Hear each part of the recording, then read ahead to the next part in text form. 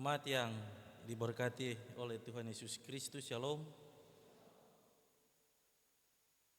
Tidak terasa bahwa perjalanan kita memaknai akan masa kesengsaraan Tuhan Yesus Kristus di beberapa waktu ke depan akan berakhir.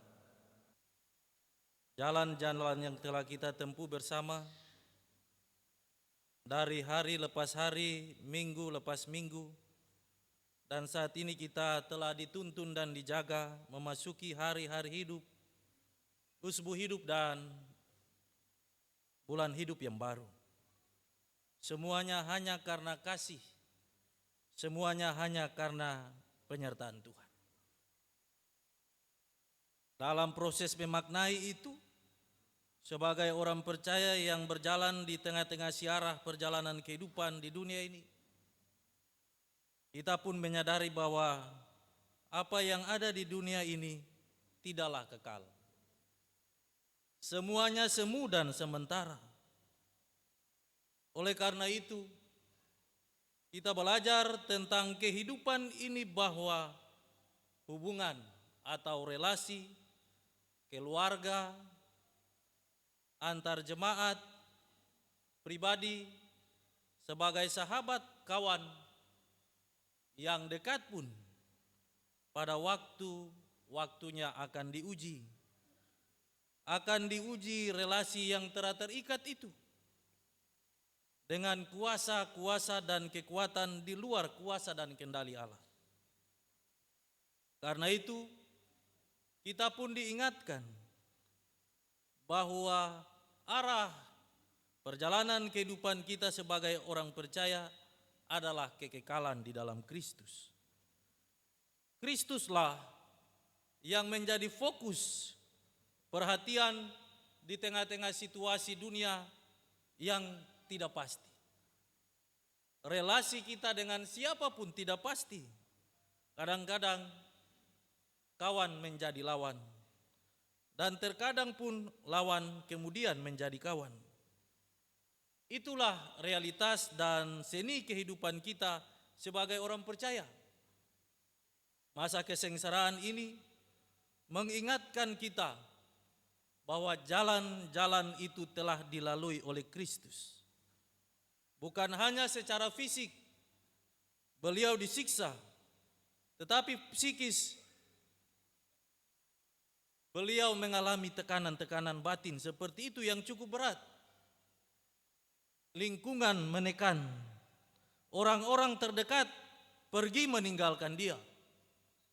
Orang-orang yang sangat dia kasihi kemudian mengkhianatinya. Itulah jalan saudara-saudara dan saya.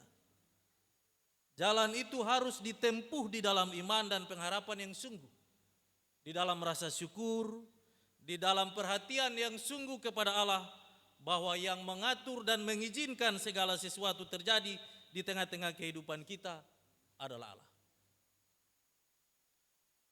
Sampai saat dan detik ini, kita diperhadapkan dengan begitu banyak tantangan secara persekutuan, secara pribadi,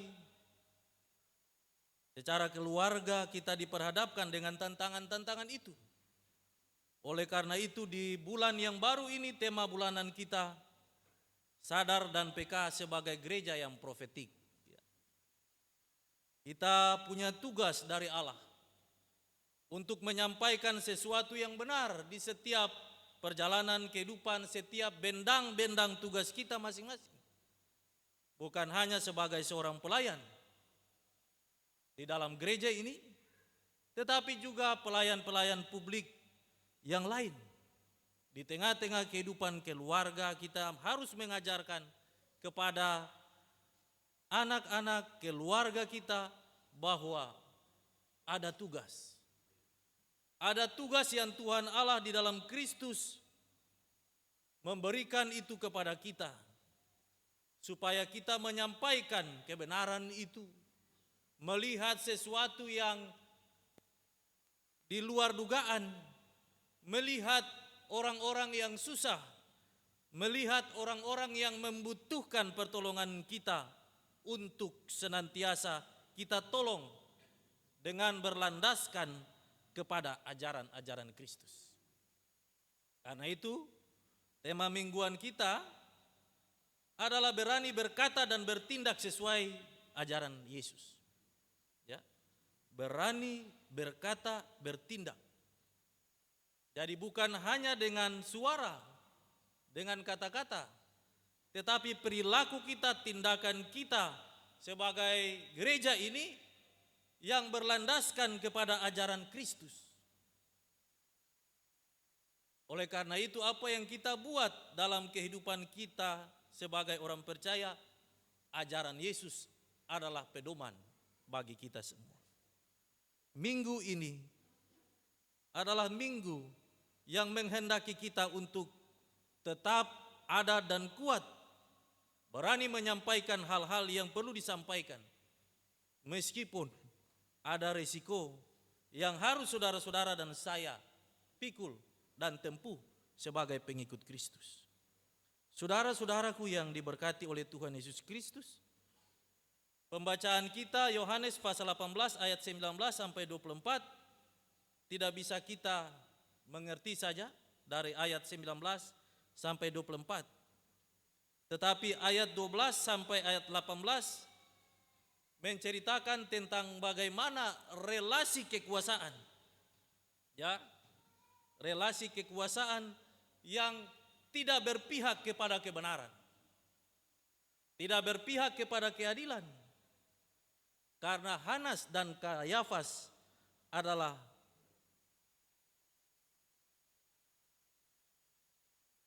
orang-orang yang memiliki hubungan emosional.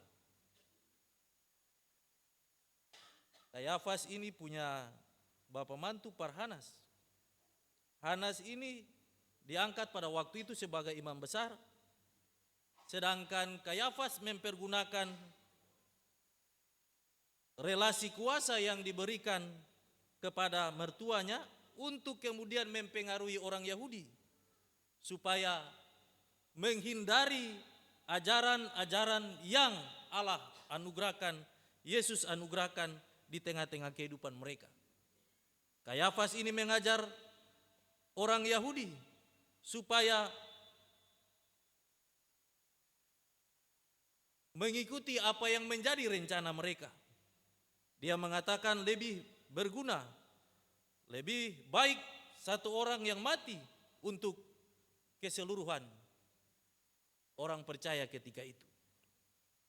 Ada tokoh yang lain yang kemudian menjadi catatan dalam pemberitaan di usbu ini. Simon Petrus dan seorang murid.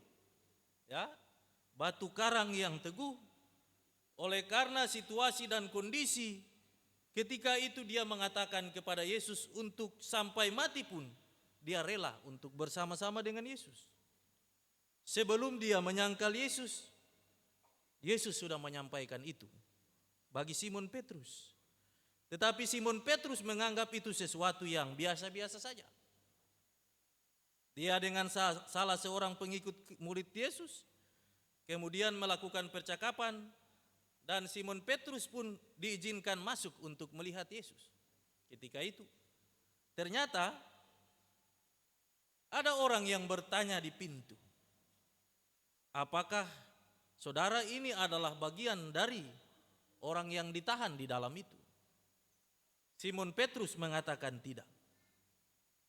Penyangkalan pertama terjadi.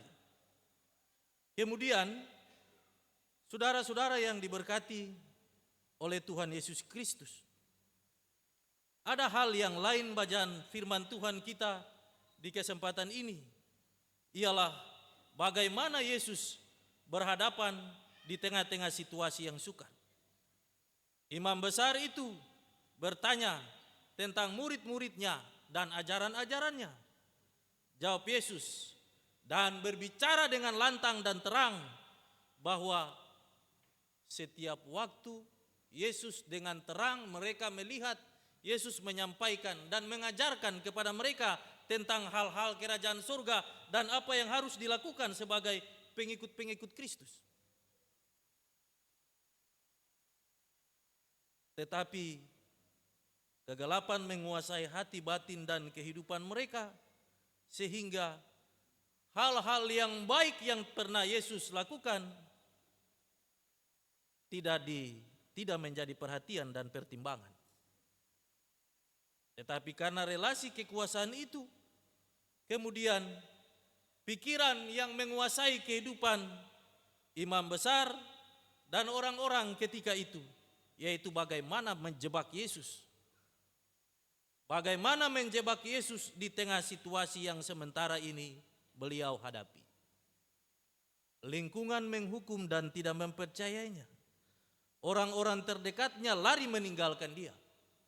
Murid-murid yang sangat mengasihi, murid yang sangat dikasihi, kemudian menyangkalnya. Itulah perjalanan kehidupan Kristus. Bapak Ibu, saudara-saudara jemaat yang Tuhan Yesus kasihi. Pertanyaan imam besar kepada Yesus dan jawaban Yesus bagi imam besar dan orang-orang ketika itu membuat mereka terkejut, membuat mereka bertanya-tanya, apakah maksud dari pertanyaan ini? Apakah dengan memberi jawaban itu kemudian semuanya akan selesai, Yesus akan tertolong dan selamat dari perangkap yang telah mereka buat? Tidak. Yesus menyadari itu akan terjadi di tengah-tengah kehidupannya. Karena itu Yesus tetap mengatakan apa yang harus Yesus katakan.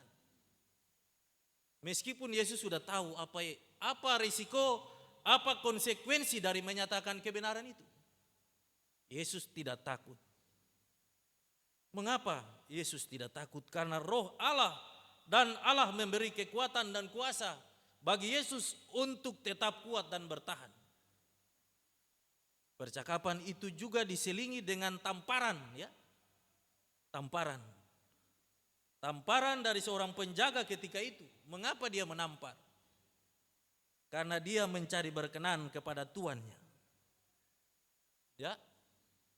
Dia mencari berkenan kepada tuannya karena dia punya maksud supaya tuannya memberi penilaian yang positif. Pada waktunya mungkin saja dia dianugerahkan jabatan-jabatan duniawi itu.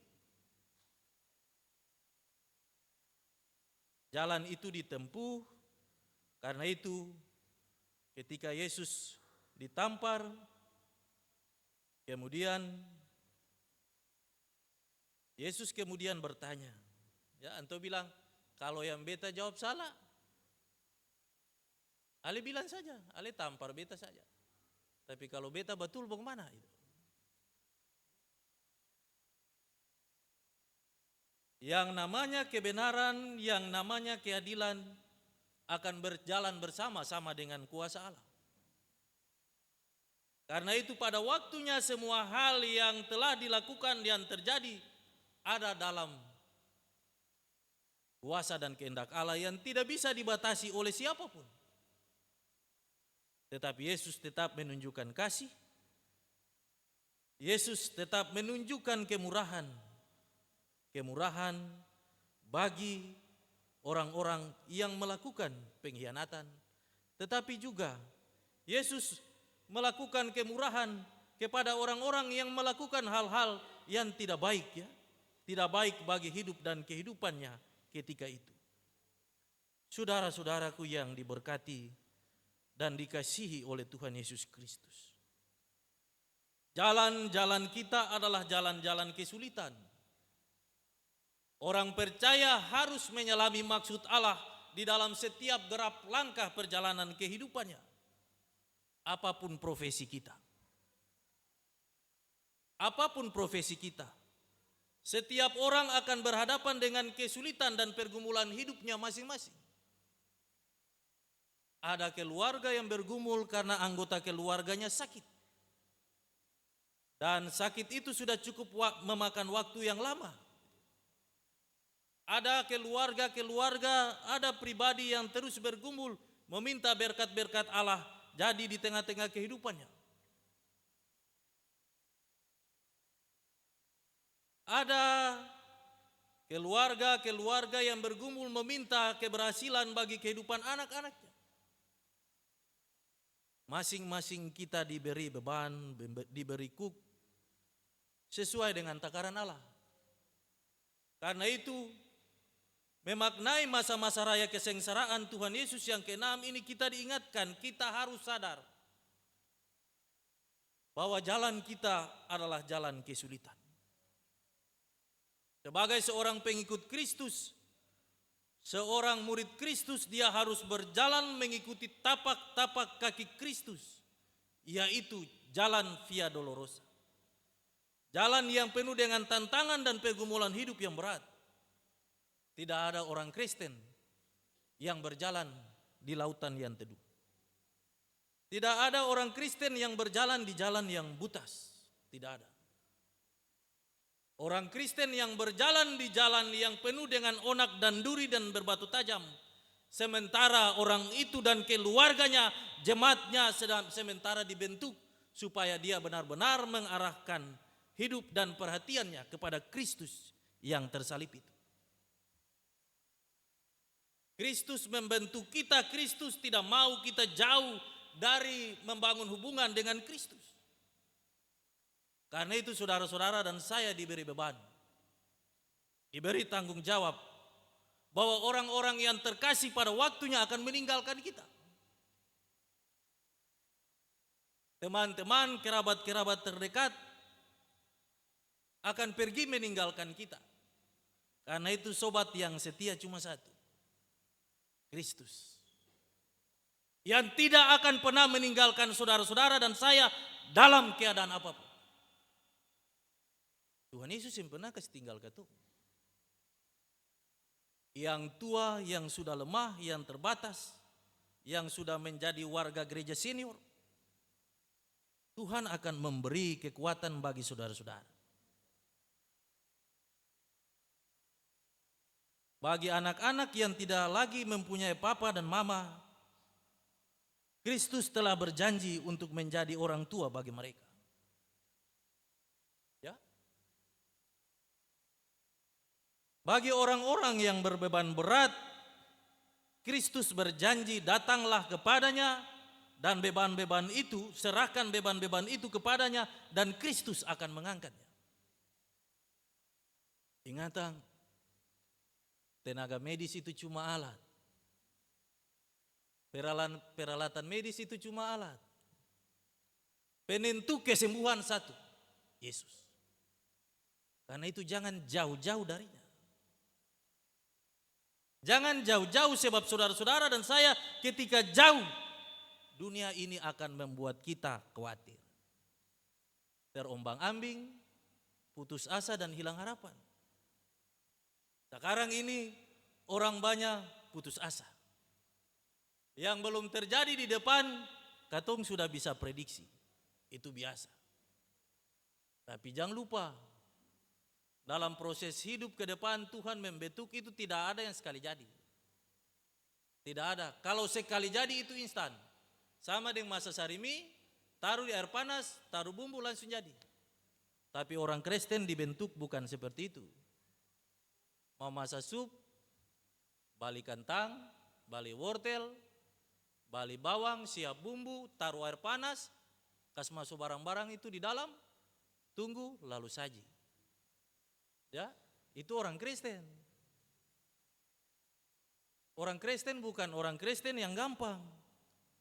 Bukan yang cepat lalu siap saji, oh tidak. Saudara-saudara akan lihat banyak orang yang lari dari persekutuan ini cuma karena jabatan, cuma karena perut. Ya, Tuhan Yesus mengalami itu. Sebelum beliau melakukan tugas sebagai orang yang diutus, 40 hari beliau ada di padang gurun, dicobai. Yang pertama, iblis tahu Yesus lapar. Iblis juga tahu bahwa Kristus Yesus itu anak Allah. Karena itu, iblis bilang, kalau Ale anak Allah, rubah batu ini jadi roti supaya Yesus bisa makan. Ya, itu orang Kristen sekarang. Lapar bicara lain, kenyang bicara lain. Ya. Hari ini katong bisa duduk bicara sama-sama begini, pulang sampai di luar suatu rencana lain. Itu susama deng. Jangan sampai katong sama Yudas. Orang Kristen itu apa yang bicara di muka itu sudah, boleh rubah. Sebab mengikut Kristus ada konsekuensi. Sebagai seorang TNI, sebagai seorang Polri, sebagai seorang ASN, sebagai seorang tukang, apapun yang saudara-saudara kerjakan ada konsekuensi. Mau jadi tentara dalam Kristus ada konsekuensi. Mau ikut Yesus, tidak dapat promosi. Ya, mau pilih silakan. Ingatan dari awal saya bilang, cari kekekalan. Dunia ini cuma sementara. Saya bisa menjanjikan keselamatan. Pangkat dan jabatan nanti waktunya Tuhan tanya. Ya, waktu beta kasih, saya minta dari beta, Ale minta dari beta. Tuhan kasih beta jabatan, kasih beta pun pangkat. Tuhan kasih. Lalu pertanyaan berikut, sama dengan Tuhan Yesus. Tanya par penjaga itu, ngapa Ale tampar beta? Nanti Tuhan tanya pada waktunya, beta kasih Ale jabatan, Ale ikut dunia kah? Ikut beta. Mengapa Tuhan pun harus tanya begitu? Karena itu pun anak-anak dapat kerja, katon dapat berkat, itu semua dari Tuhan Allah, bukan dari manusia. Bukan dari manusia. Tuhan tahu kebersihan dan keteguhan hati untuk meminta, karena itu Tuhan tahu Tuhan kasih persapa. Karena Tuhan tahu Tuhan kasih persapa, karena itu mesti pegang Tuhan sungguh-sungguh. Karena itu kita akan berhadapan dengan ujian. Mau pilih dunia punya kah pilih Tuhan? Ya, silakan. Anto saya pernah paksa, cuma anto kasih tunjuk. Jalan ini pika api yang menyala-menyala, saya pernah mati. Saya katakan jalan ini menuju ke terang, tapi jalan ini paling susah. Pilih mana? Ya, ingatan jangan sampai sama dengan Simon Petrus. Waktu senang, kanyang bicara lain. Waktu susah, lupaan tua, lari ke setinggal. Persekutuan yang dikasih Kristus kita dibentuk dalam seluruh kuasa dan kekuatan Allah. Karena itu saudara-saudara tidak berasal dari dunia ini. Saudara-saudara dan saya tidak berasal dari dunia ini. Kita mempunyai tempat tinggal di seberang. Dalam iman dan pengharapan sebagai pengikut Kristus. Karena itu kita ditugaskan masuk di tengah-tengah dunia ini supaya menjadikan dunia ini terang. Dunia ini suka gelap. Dunia ini jahat. Itu Tuhan bilang. Karena dunia ini jahat, katong diminta untuk datang bawa terang supaya katong hidup satu sayang lain. Katong hidup satu dengan lain mengasihi. Ya. Berat juga jadi orang Kristen. Saudara-saudaraku yang diberkati oleh Tuhan Yesus, ketika tanggung jawab itu Tuhan kasih, jangan lupa Tuhan pembagian ada di situ. Semakin diberi tanggung jawabnya besar, semakin pertanggungjawabannya juga besar. Ya, jangan lupa, jangan menutup mata terhadap kenyataan itu. Saudara-saudaraku yang Tuhan Yesus kasihi, relasi emosional yang ada di tengah-tengah kehidupan kita sebagai orang percaya mesti dipergunakan untuk membangun tubuh Kristus. Jangan lupa, ada janda duda, ada orang-orang yang harus kita perhatikan. Ada orang-orang yang susah yang harus kita perhatikan. Karena Kristus mengajarkan kita supaya bukan hidup untuk diri sendiri, tetapi untuk Tuhan dan sesama. Jalan kita bukanlah jalan yang gampang. Memaafkan, mengampuni adalah jalan yang Kristus ajarkan bagi kita. Sebab orang yang sulit mengampuni pasti dia juga tidak diampuni. Kalau orang yang suka mengampuni pasti dia mengampuni. Tuhan akan memberikan keluasan kepada siapapun. Dan itu berkat-berkat terbuka itu. pintu-pintu berkat pasti terbuka. Tapi kalau mau simpang amarah sampai matahari tenggelam, ya susah. Kalau firman lain bilang, kalau orang ada bikin salah, perkatong jangan tunggu sampai matahari terbenam. Kalau lebih dari itu lagi, berarti semua beban-beban itu sudah kembali kepada kita meskipun kita benar. Karena itu jadi orang Kristen tidak gampang. Ya.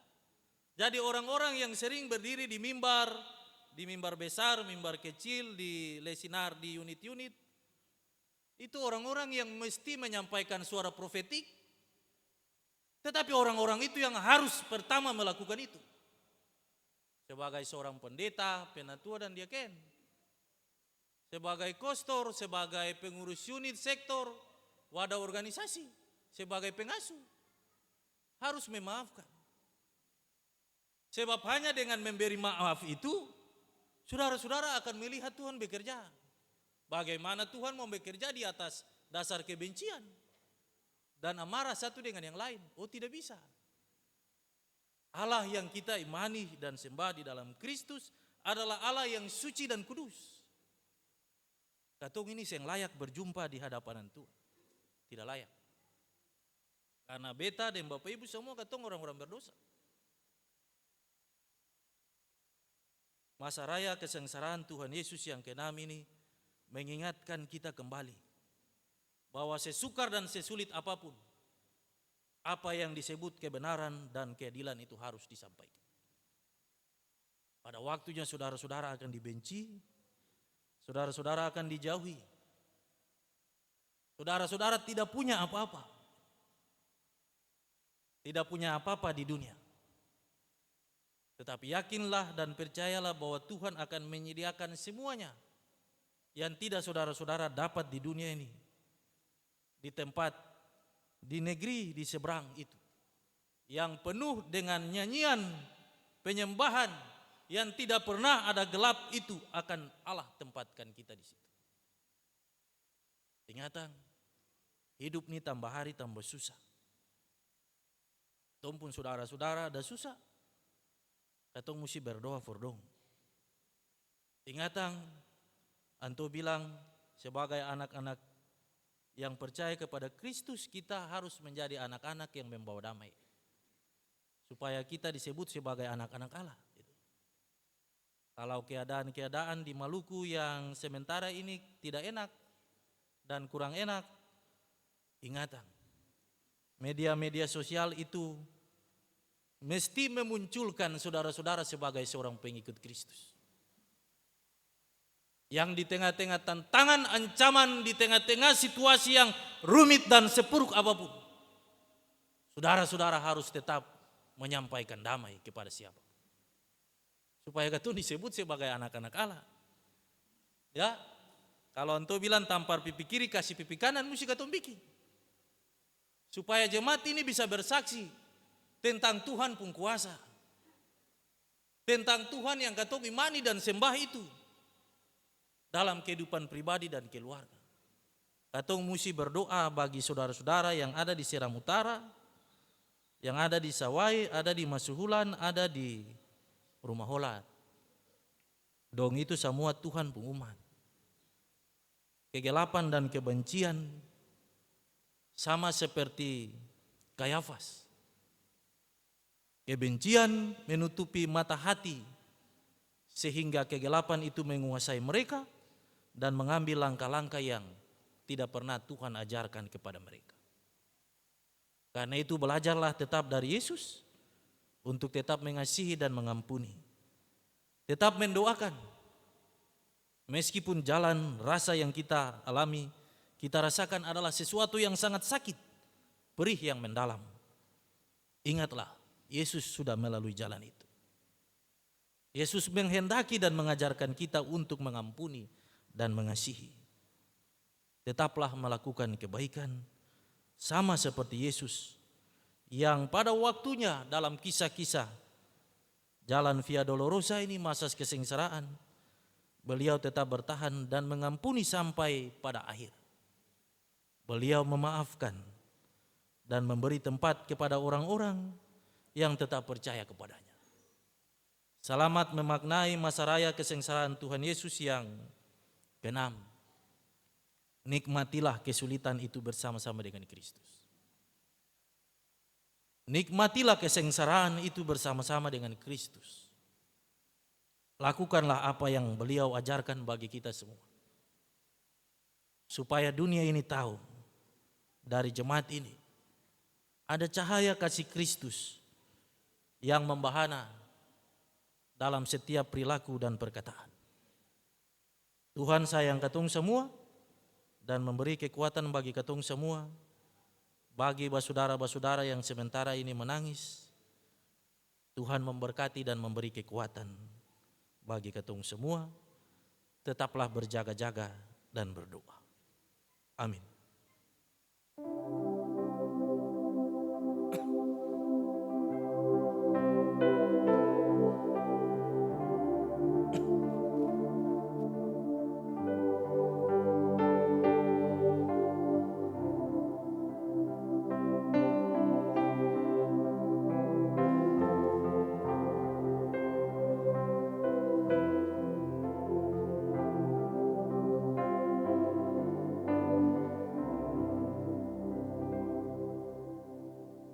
Kesempatan diberikan kepada anak-anak wadah sekolah minggu dan tunas pekabaran Injil sektor Dahlia untuk menyaksikan Tuhan dengan kidung pujiannya.